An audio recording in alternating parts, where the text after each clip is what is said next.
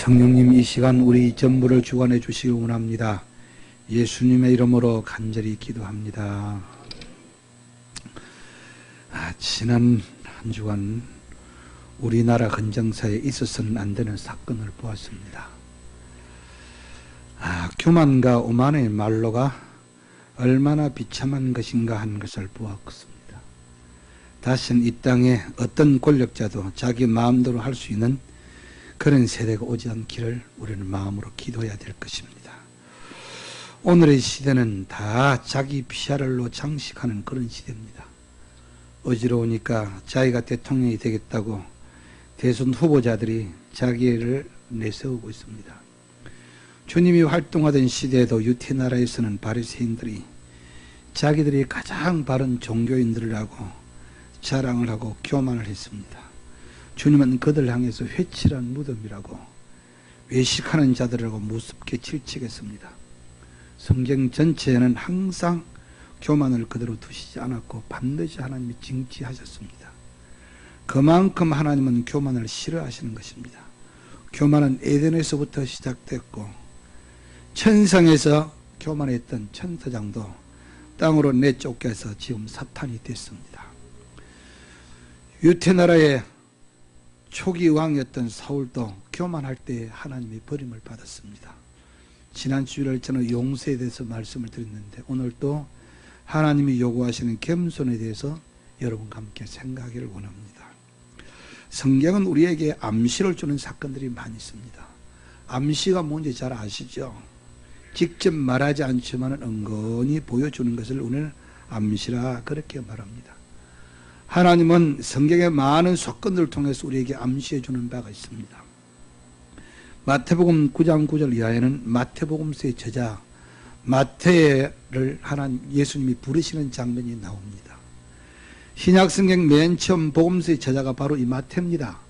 그는 세리였고 많은 사람들에게 손가락질을 받는 그런 사람입니다. 왜 하필이면 세리입니까? 세리가 아닌 율법사나 서기관 중에서 한 사람쯤 제자를 선택하실 수가 있습니다. 그러나 주님은 유태인이 그토록 인간 취급도 하지 않는 세리 마태를 부르셨습니다. 당시 유태 사회에서는 창녀들, 그 다음에 죄인, 교도소에 갔다 온 사람들, 세리, 이런 사람들 다 같은 부류로 보았습니다. 그들은 매국노요, 하나님께 제사할 수 없는 부류로 취급되었습니다. 그런데 바로 이 세리 마태가 제자가 되었고, 신약성경 맨 첫 책인 마태복음을 저술했습니다. 이 의미만 하는 바가 무엇일까요? 하나님께서 귀하게 쓰신 성경의 인물들이라고 해서 특별한 사람들이 아니었습니다.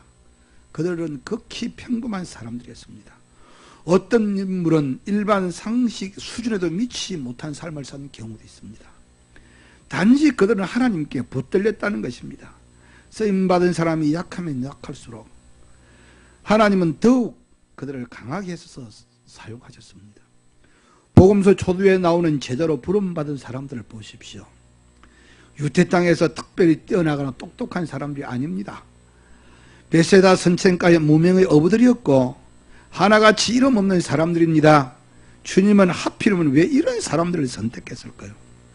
그들은 세상에 어떤 것도 내세울 것도 자랑할 것도 없는 사람들입니다. 그래야만이 주님만 의지할 것이고 사람의 역사가 아니라 하나님의 역사라는 것을 알 수 있기 때문입니다. 마태 역시 그런 부류의 사람입니다. 마태복음은 예수님이 우리 구주이심을 전하는 첫 번째 기록인데, 바로 이 무자격자인 마태가 이 마태복음서라는 이 책을 기록을 하고 있습니다. 여러분들 법궤가 얼마나 귀한 성물인지 잘 아시죠? 법궤는요, 빛나는 좋은 재질의 나무로 만들었을까요? 성경에 등장하는 나무, 제일 좋은 나무는 백향목입니다. 그러나 법궤는 백향목으로 만들지 않았습니다. 오히려 법궤는 가장 흔한 시띠나무, 아카시아 나무로 만들었습니다.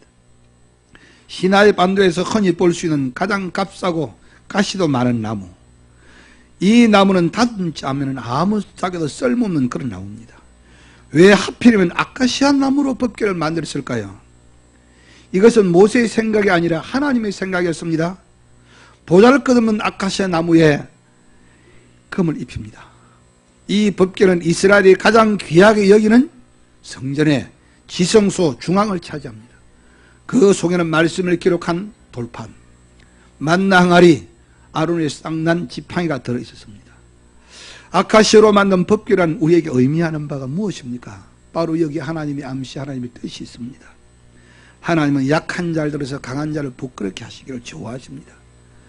미련한 자를 들어서 지혜로운 자를 부끄럽게 하시기를 좋아하십니다.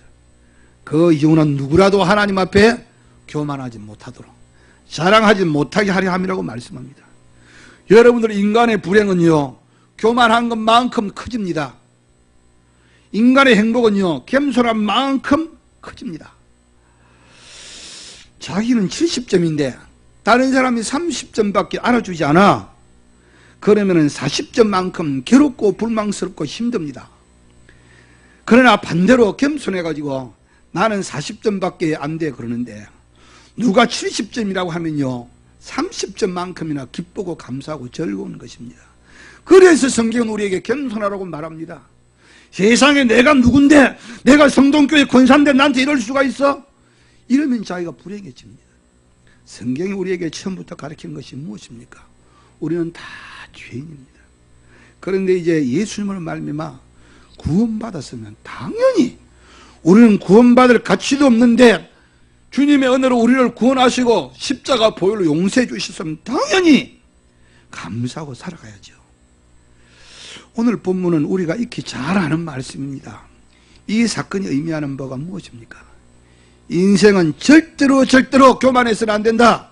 이걸 가리키고 있습니다. 겸손의 반대는 교만이죠.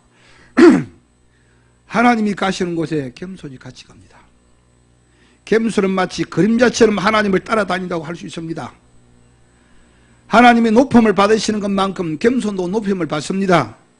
오늘 이 세대는요, 겸손은 하나님과 함께 잊혀져 가고 있습니다. 우리는 겸손과 정반대의 개념이 교만이라는 것을 잘 압니다. 교만이 자리 잡고 있는 상황에서는요, 참다운 믿음은 존재할 수가 없습니다. 나는 아무것도 할 수 없는 죄인이야. 그러나 나는 주님의 은혜로 구원받을 수 있어. 이런 낮아짐과 겸손이 없이는 참 믿음 없죠. 믿음을 단순히 머릿속에 어떤 사실을 동의하는 것이 아니라 우리 마음에서 우러나오는 하나님을 향한 열망이죠. 믿음은요, 예수님께 나아가서 생명의 떡을 먹고 생수를 마시는 것입니다. 불신앙의 여러 요소 중에 가장 심각하고 위험한 것은 교만입니다. 지금도 마찬가지입니다. 제가 여기 설교를 하지만은요, 교만은요, 절대 이 말씀이 귀에 안 들어갑니다.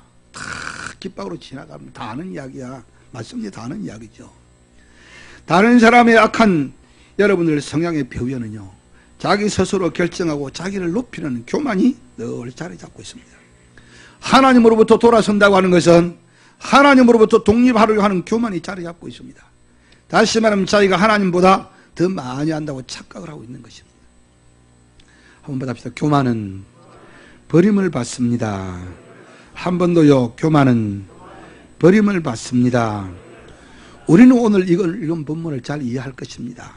얼마나 허세를 부릅니까? 인간이 그렇게 큰 수를 칠 만큼 자신은 만만한 존재가 아닙니다. 인간이 얼마나 나약한 존재입니까?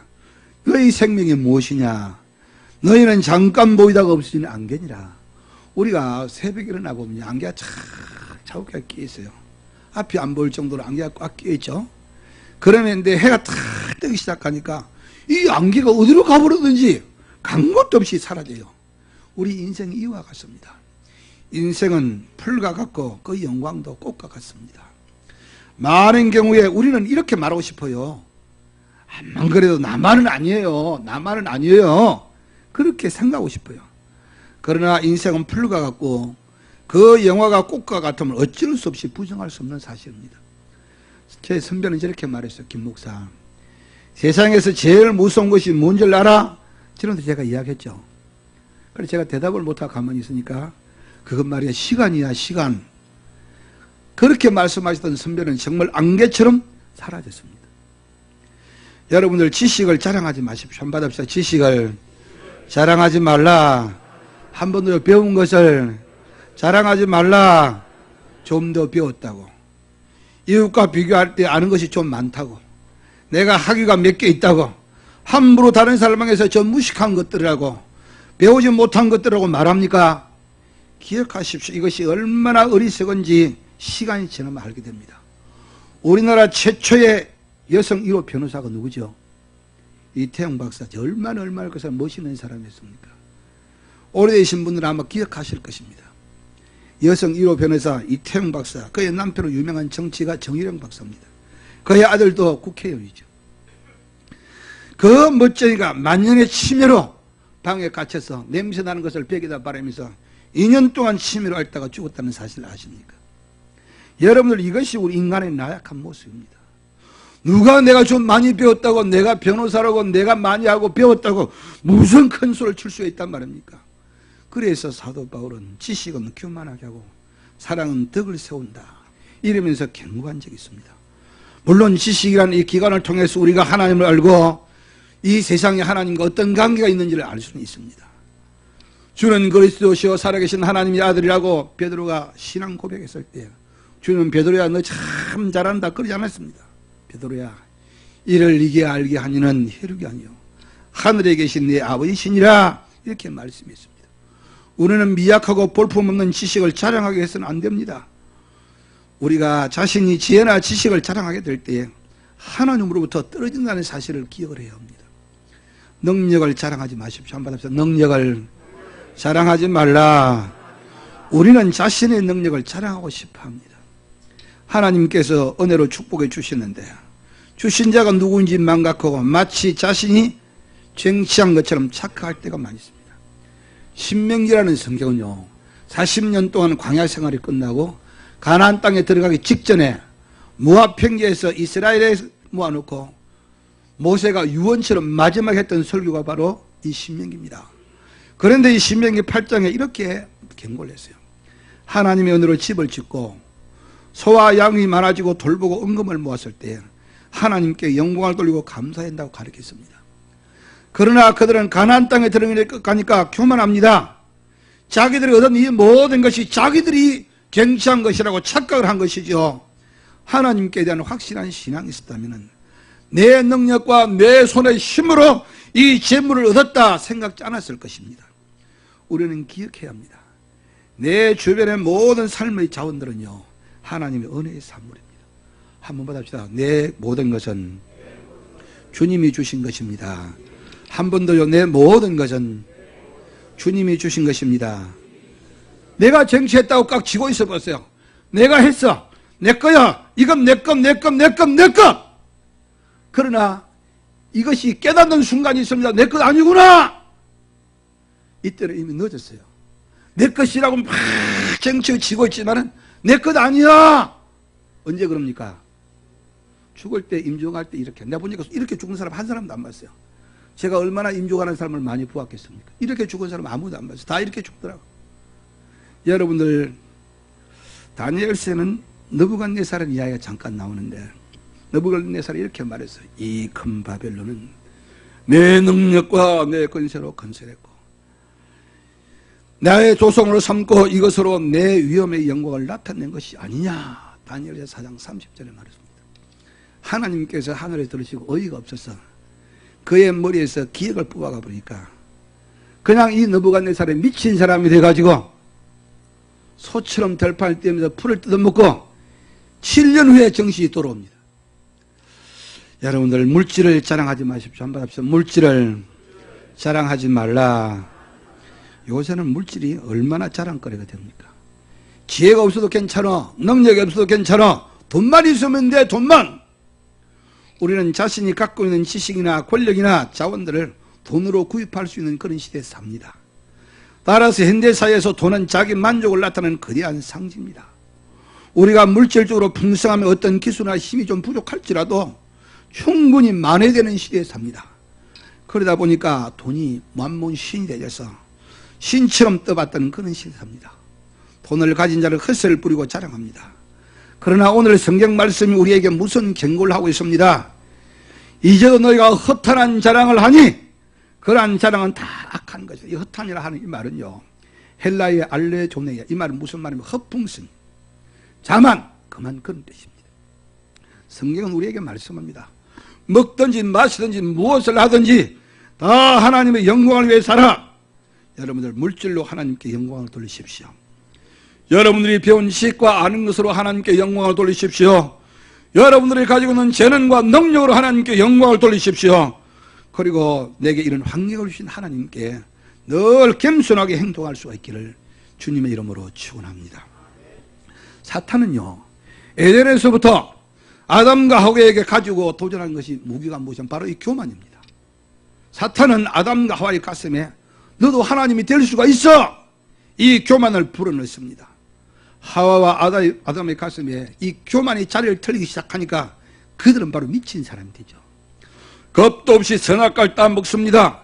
단순히 명령을 어겼다는 그런 뜻이 아니에요. 하나님이 되고 싶은 욕망, 하나님이 되려는 시도, 하나님에 대한 도전, 이것이 바로 선악과입니다. 지금도 사탄은 인간의 가슴 속에 이런 죄악의 씨앗을 뿌리고 있습니다.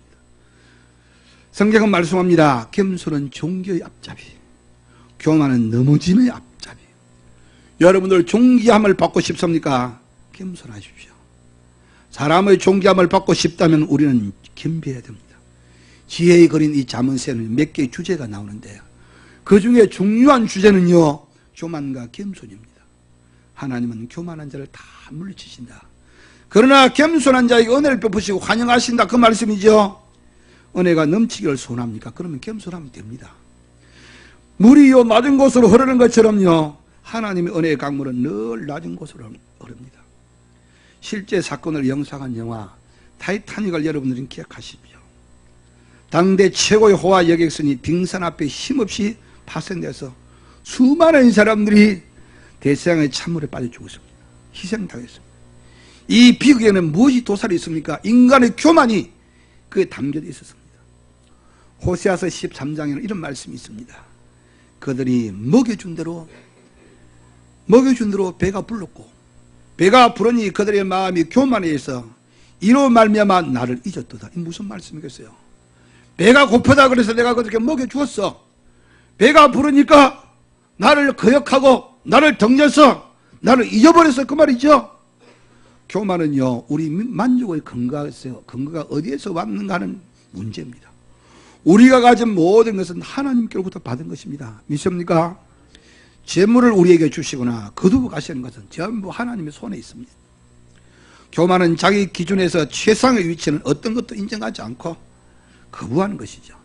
이런 이유로 교만에 사로잡힌 사람들은요, 다른 사람을 다 얕잡아보고 전부 다 나보다 못한 사람들이고 다 눈 아래에 있습니다. 모든 것이 다 아무것도 아니고 형편없는 사람 봅니다. 교만한 사람은 언제나 모든 산물과 사람들 다 경멸합니다. 내가 최고라고 생각합니다.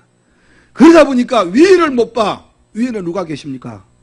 하나님이 계시거든. 위에 계신 하나님만 보이지 않고 자기 아래만 다 보여. 여러분들, 우리는 하나님을 기억하고 살아야죠.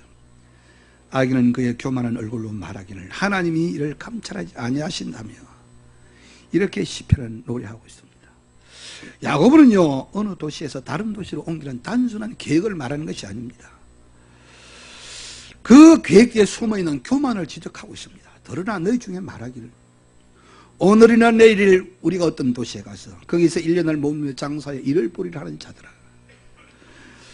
여러분들, 교만은요, 하나님의 주권을 좋아하지 않습니다. 따라서 하나님의 존재를 좋아하지 않습니다. 왜냐하면 하나님이 주권자이시니까 이걸 인정할 수 없다, 그 말이죠.